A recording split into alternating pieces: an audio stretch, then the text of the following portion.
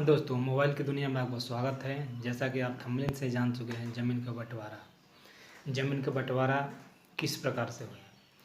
ये एक ऐसी समस्या है जिस पे हर एक 2 में से 3 में से 2 आदमी ग्रसित है इस समस्या से। या तो कोई बड़े भाई ने ज़्यादा कब्जा कर लिया, चाहे छोटे भाई ने ज़्यादा कब्जा कर दिया। जो दबंगई है वो दबंगई दिखाकर अपना कब्जा कर लिया, जिसकी पहुंच ज़्यादा है वो उस तरह से कब्जा कर लिया। वो सबके घरों की सबकी समस्या है। इसलिए ये वीडियो सबके लिए है और सबको इसे देखना चाहिए और ये जानना चाहिए कि बंटवारा किस प्रकार और कितने प्रकार से बंटवारा हो जाता है। आइए देखते हैं। सबसे पहले ज़मीन का बंटवारा 3 तरीके से होते हैं। पहले पारिवारिक बंटवारा, दूसरा पंचनामा द्वारा बंटवारा, तीसरा रजिस्टर्ड बंटवारा।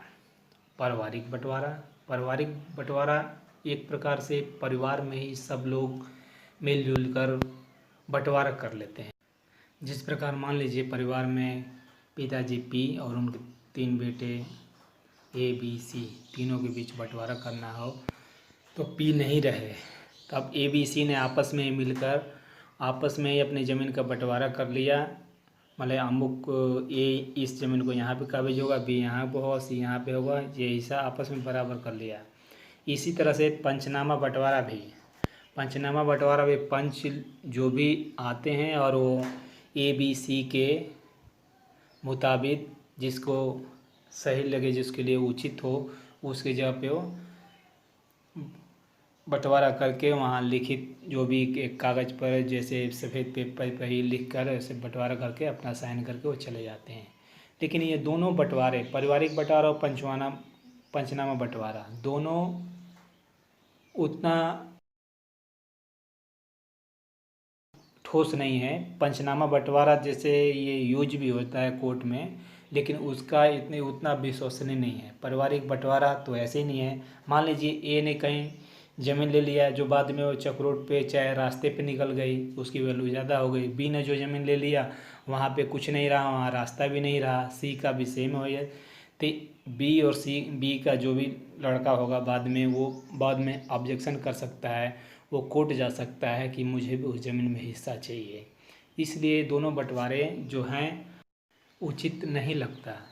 इसलिए आप रजिस्टर्ड बंटवारा पर ही भरोसा रखें। रजिस्टर्ड बंटवारा रहने से वो इतना जल्दी प्रभावित नहीं हुआ, क्योंकि कोई भी आदमी जाएगा तो कोर्ट जाएगा, कोर्ट से ऑलरेडी वो रजिस्टर्ड हो चुका है। रजिस्टर्ड बंटवारा के लिए रजिस्ट्रार ऑफिस में जाकर वहाँ पे अच्छे वकीलों से संपर्क करें और उनसे प्रोफर्मा एक तैयार करें और स्टैम्प पेपर जो भी शुल्क लगता है उसके अनुसार ही उन वकीलों से बनवाएं, जो ये फिर कोर्ट द्वारा वेरीफाई हो जाएगा और सूटेबल रहेगा और ये रजिस्टर्ड हो जाएगा और ये कहीं भी आप इसे यूज कर सकते हैं और माना जाएगा। ओके, धन्यवाद दोस्तों। लाइक, शेयर एंड सब्सक्राइब करें। सतर्क रहें, सुरक्षित रहें, अपने दोस्तों का ध्यान रखें तथा अपना व्यक्तित्व इस प्रकार विकसित करें कि आपके साथ बच्चे, बुजुर्ग, महिलाएं आपके साथ सुरक्षित महसूस करें।